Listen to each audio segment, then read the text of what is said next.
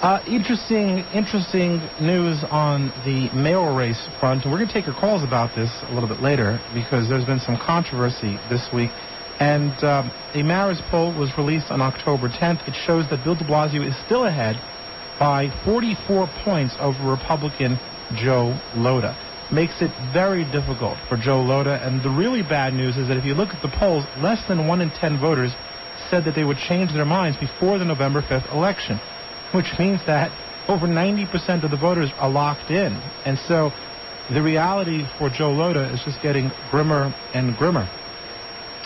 And it's just amazing because it's really sort of across the gap, especially when you look at the racial gap. Bill de Blasio leads Joe Lhota 89-4 among Latino voters, 76, that's among black voters, 76% to 14% among Latino voters, and among white voters, 57% to 33%. He even leads Bill de Blasio among Catholics, Jews, and Protestants. And so this is really an uphill battle for Joe Lhota. Joe Lhota also had a very tough debate this week where Bill de Blasio went after him and tried to paint him as a Tea Party Republican.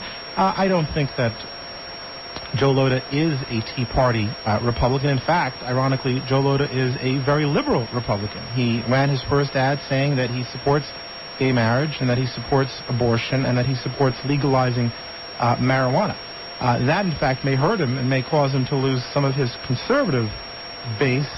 And Joe Lhota is really upset, and apparently, I guess, as retribution for what he felt was an unfair attack on him by Bill de Blasio, he put out a 30-second television ad that is attempting to scare voters and to avoid repeating the bad old days. And so this is basically a commercial that has episodes like the Crown Heights riots, a terrified woman in a subway car, the motorcycle gang conversation that we've been discussing, and the conclusion at the end of the commercial, Joe Lhota's narrator intones, "Don't let Bill de Blasio take New York backwards." Of course, de Blasio was unhappy about this ad, and he criticized it. But Joe Lhota is really running out of options. I mean, he tried originally running to the left. And that first advertisement that he said, where basically he said was, "I'm Bill de Blasio light," that was not effective because why vote for Bill de Blasio light when you can get Bill de Blasio himself? And at this point, he's now really appealing to a argument that New York would turn back to the bad old days. But there really isn't a lot of data, quite frankly, to support that argument that New York would turn backwards. And so I think Joe has a very difficult case to make, quite frankly, and I think it's just going to be very difficult for him to win this race. And so it's certainly something that's interesting. There was a little bit of a controversy this week. I think much of it is based on a misunderstanding, but basically Joe Lhota was touring the Orthodox Jewish communities. Joe Lhota has actually been spending a lot of time in the Orthodox Jewish communities, which is interesting because especially, for example, in Borough Park and Williamsburg, most of the community has endorsed, the leadership at least, has endorsed Bill de Blasio. And Joe Lhota basically went into a shul. It was Shomer Shabbos, and he was being followed by an entourage, including security, as well as several female reporters. And they walked in, and I imagine, although I haven't heard this firsthand, they probably walked in while they were davening, which, of course, sets up an obvious conflict because in Orthodox Jewish tradition, you certainly can't daven when women are in the room.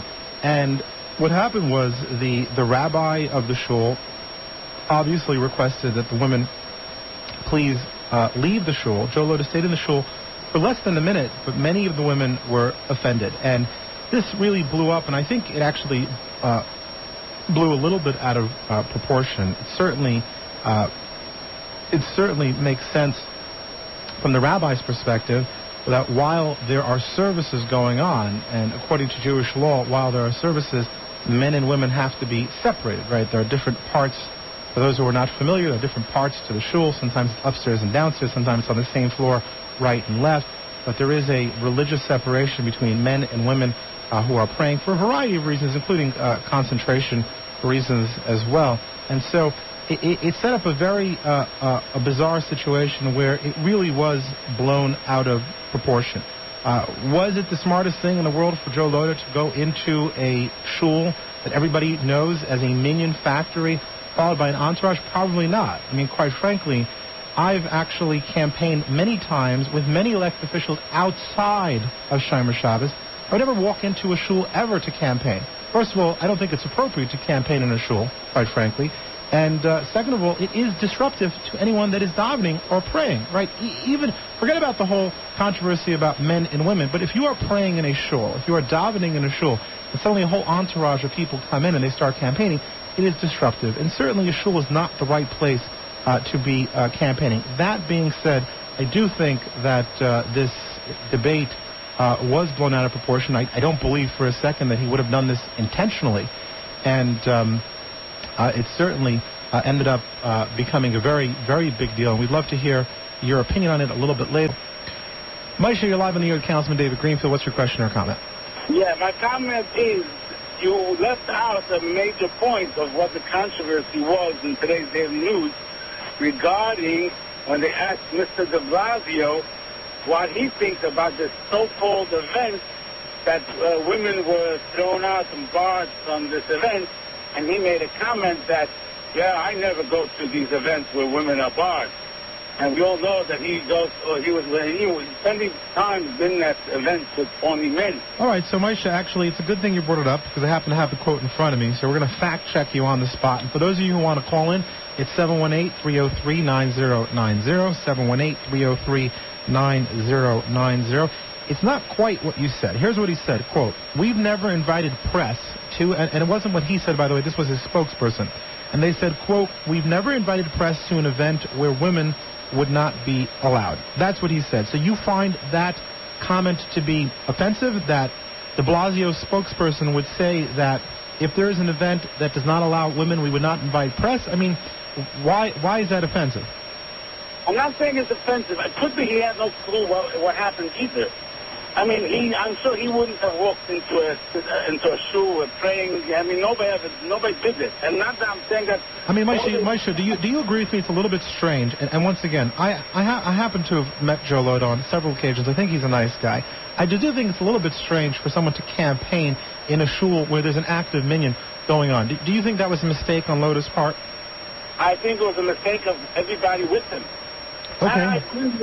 So I think we fundamentally agree, which is that the incident was unfortunate. I think it was blown out of proportion. I think that there are folks who do not understand the customs and traditions of our community. But reading the quote, "We've never invited press to an event where women would not be allowed," I don't see why that would be offensive to anyone, quite frankly. But if someone thinks it's offensive, please give me a call, 718-303-9090. Volvi, you're live on the air with New York City Councilman David Greenfield. What's your question or comment? Hi, David. First of all, thanks for all your hard work that you've been doing the last couple of years. I appreciate it. Thank you so much.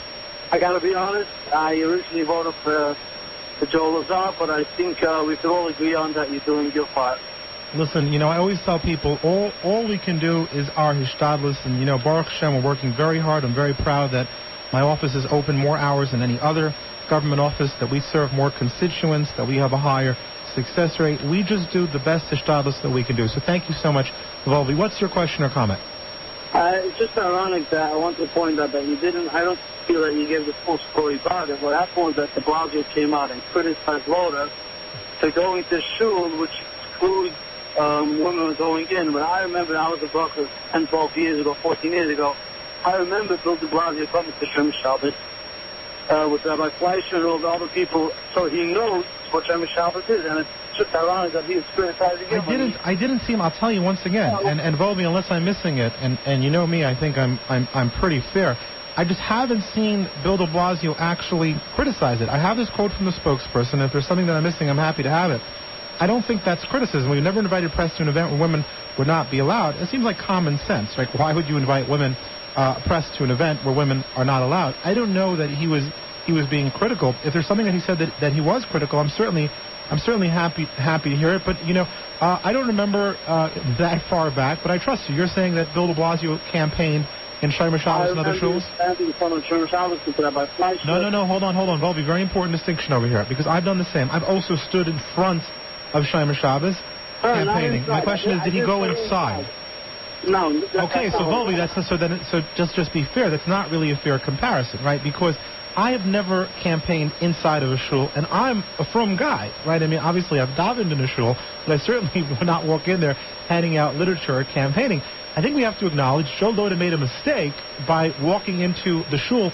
He should have stayed outside. Two things would have happened. The first is, if anybody's ever been to Shomer Shabbos, it's the crossroads of the world, right? You just stand out there for 15 minutes. You can meet your neighbor, your old neighbor from Borough Park who moved to London, your cousin in Eretz Yisrael, your friend from Australia. It's a wonderful place to stand. And so I think they made a mistake. They didn't have to go into the shul, especially because everybody knows that Shomer Shabbos is what we call a minyan factory. They're constantly davening over there. And it's a very basic concept in halacha, which is Jewish law, that men and women cannot pray together at the same time, but there must be some sort of separation, which means that they either have to be in separate rooms or separate sides of the rooms or upstairs and downstairs. So I think we can agree on that. Is that fair, Volvi? Yeah. All right, Volvi, thanks so much for calling. Yaakov, you are live on the air with Councilman David Greenfield. What's your question or comment? How are you, David? First of all, thank you for your great show that you do every week. I really appreciate it. I just wanted to point out that Joe's stuff in Shomer Shabbos was not a campaign stuff. Joe went down the road, down 13th Avenue, and we told him about this Shomer Shabbos center. So hold on, Yaakov, just to be clear, were you there with him, and in what capacity? Because obviously I wasn't there. I'm just reading about the media reports and the Twitter reports. I've read, what Jacob Kornblue has said and Shimon Gifter has said and some other reports. But were you there with Joe Lhota, and in what capacity were you there with Joe Lhota? I was there with Joe Lhota, and you could probably see me next to Joe Lhota on every picture. Okay, so I'm just curious, what capacity? Are you a volunteer or advisor? I'm just trying to sort of understand your relationship to his campaign. Supporter? Supporter, yeah. Okay, so you're a supporter of the campaign. You're there walking around. You're doing a tour in Borough Park. What happens now, Yaakov? Now, we walked down the road, down 13th Avenue, and we told Joe about this Shomer Shabbos place that's known all around the world by Jews, and that absolutely, Yaakov. Like I said, it's the crossroads of the world. And by the way, folks, once again, we're taking your call, 718-303-9090, 718-303-9090. If you have an opinion on this or any other issue. So, Yaakov, you tell him this is the world-famous Shomer Shabbos, and he says what?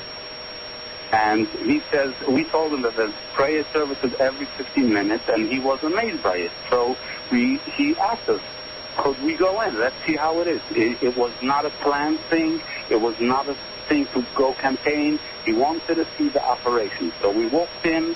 He was amazed by it, and those three, one was a press lady, and the one was a detective from his detail, and within seconds they were asked respectfully, because we moved them out. And we asked them, we told them, please move out, as you said. Did you explain to them? Did you explain to them that there were ongoing services there? There were davening, and therefore, for religious reasons, they needed. You asked them to leave, or you just simply pushed them out. I say the reason I ask is because it's a big difference, right? From the perspective of a reporter, it's different whether they get shoved out or whether you say, "We're sorry, there are religious services that are going on right now." Right. So what did you say? I'll tell you, they were asked to leave, and I personally explained one of them afterwards how it works. That while prayer services, women. All right, but it sounds. But Yaakov, so here's the bottom line. It sounds like it wasn't explained at the time, which I think was a mistake. And the bottom line is that he was campaigning. Now I hear what you're saying, which is that you may say that it was a mistake and it wasn't planned, but he was campaigning. He did have an entourage, and Yaakov, I don't want to blame you, Chas v'Shalom, but you certainly knew that Shomer Shabbos, which has a 24/7 minyanim, that it would be a challenge, obviously, that there probably would be minyan going on, and that it would not be appropriate from a halachic or Jewish legal perspective to have women in the room while men are praying unless they are in a separate part of the room. So why did you guys stop him? Again, we didn't come into campaign. We came in because Joe wanted to see the No, I understand, but Yaakov, let me ask you a question. Were you campaigning at that time, that day? Was it a campaign visit? It's not an official visit. You were campaigning, no, and you were having them. They were following you around, right? Visit, yes. So, Yaakov, I hear you. I want to get to my next caller. We have a lot of callers. I hear what you're saying. I respect what you're saying, and I appreciate so much for the call. Thanks so much. 718-303-9090, 718-303-9090. Shimon, you're live on the air with Councilman David Greenfield. What's your comment? Hi, it's Shimon Gifter. Okay. I don't know if you saw my video, but there was somebody that was actually pushing Lhota to go in. Oh, you got to see it, you got to see it. And that same guy then tells Lhota, oh, you got to leave because of the women. I found it very suspicious. So when we all left, I just turned around and said to the guy, can I ask you something? Are you a de Blasio supporter? And he said, yes. So my question to you is, maybe this was all set up. I don't know, Shimon. That's quite a conspiracy theory. Unless you it's not a conspiracy. I'm telling you, unless you have it's proof. On my video. Hello. Look at my video. All right. Okay. Shimon, I'm going to take a look. I'm going to take a look at your video. Thanks so much for calling. Thanks for your video. We certainly enjoyed them, folks. We're going to take a quick break, and we'll be right back with Councilman David Greenfield. Do you need medical equipment and supplies?